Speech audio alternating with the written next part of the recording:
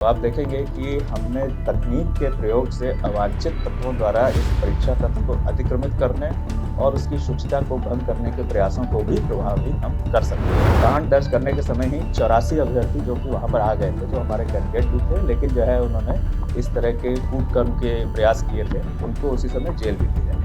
और जो selection finally जब सेलेक्ट होंगे तो उनके सिलेक्शन का आधार प्योरली उन्होंने जो पैक्ट में उनका प्रदर्शन रहा, जिसके आधार पर उनको जो अंक मिलेंगे वही रहेगा, यानी कि मेधा ही उसका आधार रहेगी और कोई दूसरा उसका आधार नहीं होगा। बिहार सरकार के द्वारा बड़ी संख्या में बिहार पुलिस में बहाली की प्रक्रिया जारी है। ऐसे में विज्ञापन संख्या 1/2023 की परीक्षा की पूरी प्रक्रिया लगभग पूरी कर ली गई है। पीटी परीक्षा के बाद शारीरिक दक्षता का परीक्षा भी समाप्त हो चुका है। बता दें कि ये शारीरिक दक्षता परीक्षा 19 दिसंबर से 10 दिसंबर तक आयोजित की गई थई। इस बात की जानकारी पुलिस मुख्यालय के एडीजी जितेंद्र कुमार ने दिया है। जितेंद्र कुमार ने इसके साथ ही कहा है, इस पूरे शारीरिक दक्षता परीक्षा के दौरान 462 लोगों को चिन्हित किया गया था। इन पूरे मामले की जानकारी देते हुए क्या कुछ कह रहे हैं पुलिस मुख्यालय के एडीजी जितेंद्र कुमार, आइए सुनाते हैं। स्पेशल प्रेस वार्ता में आप सभी लोगों का स्वागत है। ये प्रेस वार्ता 2 विषयों पर के लिए आयोजित की गई है, तो मैं एक एक करके जो है उस पर चलूँगा।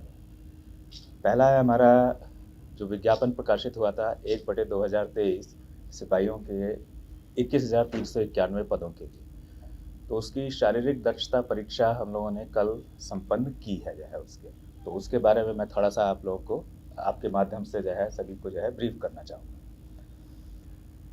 ये पेट की परीक्षा 9 दिसंबर 2024 से 10 मार्च 2025 तक हम लोगों ने शहीद राजेंद्र प्रसाद सिंह राजकीय उच्च विद्यालय, जो ये पटना हाई स्कूल के नाम से जाना जाता है, गर्दनी बाग में आयोजित की।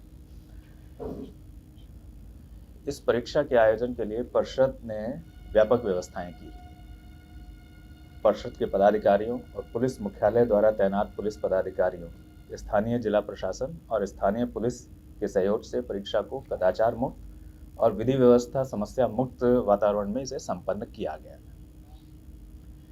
परीक्षा के संचालन के लिए पुलिस मुख्यालय ने 316 पदाधिकारियों की प्रतिनियुक्ति हमारे साथ की थी, जिसमें 7 पुलिस अधीक्षक स्तर के पदाधिकारी और 20 पुलिस उपाधीक्षक और समकक्ष स्तर के पदाधिकारी भी सम्मिलित थे।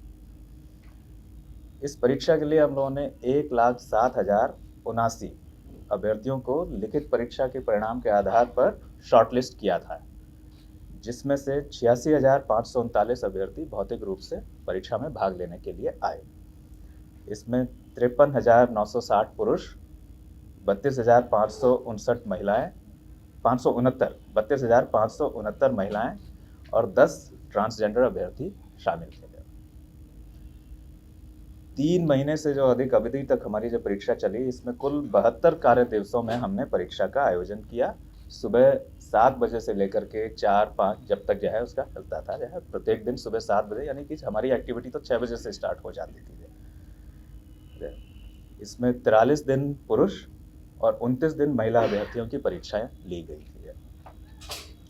प्रत्येक दिन अभ्यर्थियों के शारीरिक दक्षता, उनके शारीरिक माप और उनके अभिलेख सत्यापन का भी कार्य हम लोगों ने संपन्न किया। जिस अभ्यर्थी को जिस दिन बुलाया उस दिन ही उनके ये सारे कार्य संपन्न किए, ताकि उन्हें बार बार दिक्कत नहीं हो, बार बार आने की या हमको भी जाए उन्हें बुलाने की आवश्यकता ना पड़े रहे। तो शारीरिक दक्षता परीक्षा को सुचारू रूप से और कदाचार मुक्त वातावरण में संपन्न कराने के लिए परिषद ने तकनीकी व्यवस्थाएं काफ़ी की थी, जैसे अभ्यर्थियों की उपस्थिति, उनकी पहचान और इम्पर्सोनेशन की संभावनाओं को नकारने के लिए आवेदन में जो उनके फ़ोटो थे, लिखित परीक्षा के समय लिए गए फ़ोटो और उनके बायोमेट्रिक चिन्हों और शारीरिक दक्षता परीक्षा के दौरान जो है उनके हमने लिए फ़ोटो लिए, वीडियो लिए, फिंगरप्रिंट्स आदि जो उनके लिए, और इनके माध्यम से जो है उनकी पहचान सुनिश्चित की। और ये सूचना प्रौद्योगिकी तकनीकों का जो है हमने भरपूर प्रयोग किया है। इसके साथ ही दौड़ में जो समय लगता है उसकी गणना के लिए भी RFID और सेंसर आधारित तकनीकों का प्रयोग किया, और अन्य स्पर्धाओं में भी इलेक्ट्रॉनिक उपकरणों की मदद से अत्याधुनिक तकनीकों से कार्य संपन्न कराया गया, जिससे इस तरह की जो सभी आंकड़े हैं और सूचनाएं हैं उनके संग्रहण में मानव हस्तक्षेप को कम किया जा सके, ताकि हमको ऑटोमेटेड रूप में जो है ये सब हम कलेक्ट कर सके, जिसमें उस तरह का नहीं कि आदमी की भूल से जो है, मानव भूल से जो गलतियां हो सकती हैं या कमियां हो सकती हैं वो हम उनको रूल आउट कर सके। यहाँ तक कि जो ऊंचाई आदि के जो है मापतौल में भी हम लोगों ने स्टैंडर्डाइज्ड इलेक्ट्रॉनिक उपकरणों का जो है उपयोग किया, उससे सटीक सूचनाएं हम लोग सेलेक्ट कर सकते हैं। जैसे मैंने बताया कि हम लोगों ने ये व्यवस्थाएं की, तो इन सब के आधार पर इस परीक्षा के टाइम दौरान हम लोगों ने 462 ऐसे व्यक्तियों की पहचान की जिन्होंने एग्जाम्स में इम्पर्सोनेशन, प्ररूप धारण अथवा अन्य कूटकर्म से परीक्षा परिसर में भाग लेने अथवा उसमें अभ्यर्थियों को सहयोग करने के प्रयास किए। इसमें से 370 अभियुक्त इस परीक्षा के अभ्यर्थी थे। जो हमने बताया कि 462 की हमने पहचान की, इसमें 370 अभियुक्त थे जो कि इसके कैंडिडेट थे।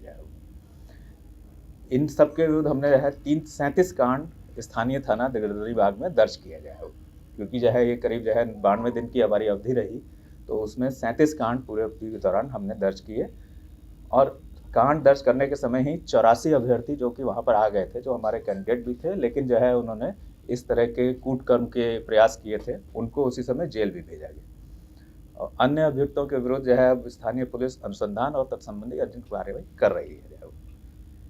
तो आप देखेंगे कि हमने तकनीक के प्रयोग से अवांछित तत्वों द्वारा इस परीक्षा तंत्र को अतिक्रमित करने और उसकी शुचिता को भंग करने के प्रयासों को भी प्रभावहीन हम कर सकेंगे है उसमें।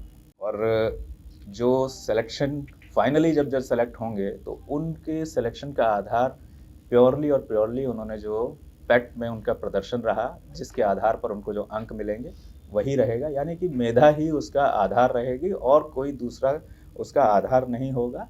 जो है ये जो है सभी ध्यान रखें। और इसी तरह से यदि कोई व्यक्ति किसी अभ्यर्थियों से इस प्रकार से संपर्क करता है, इस तरह की जैसे मैंने बात की दलाल है, या फिर अथवा ये कह के कि परिषद के प्रतिनिधि के रूप में संपर्क करने का प्रयास करता है, तो ऐसे तत्वों की सूचना वो जो है स्थानीय थाना को भी दें, साइबर थाना को दें और आर्थिक अपराध इकाई वगैरह को भी दें, जो है वो जहाँ से उनके विरुद्ध अच्छी कार्रवाई की जाएगी।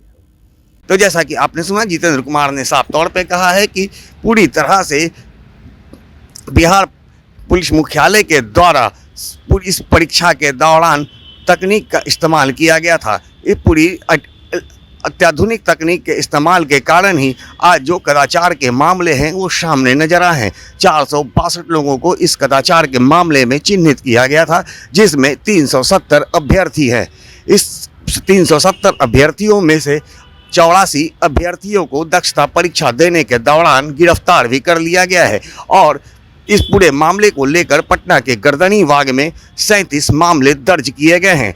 फिलहाल उन्होंने कहा है कि जो बचे हुए लोग हैं उनकी गिरफ्तारी के लिए पुलिस कार्रवाई कर रही है। ऐसे में ये बड़ा मामला है कि एक बार फिर बिहार पुलिस बहाली में बड़ी कदाचार का मामला सामने देखने को मिला है। अब देखना दिलचस्प होगा कि आगामी बिहार पुलिस की बहाली में अब इस तरह के मामले आ पाते हैं या फिर पुलिस अत्याधुनिक तकनीक का इस्तेमाल कर उसे रोकने में सफल होती है। ज्ञानेंद्र वर्मा, आर्यन खबर, पटना।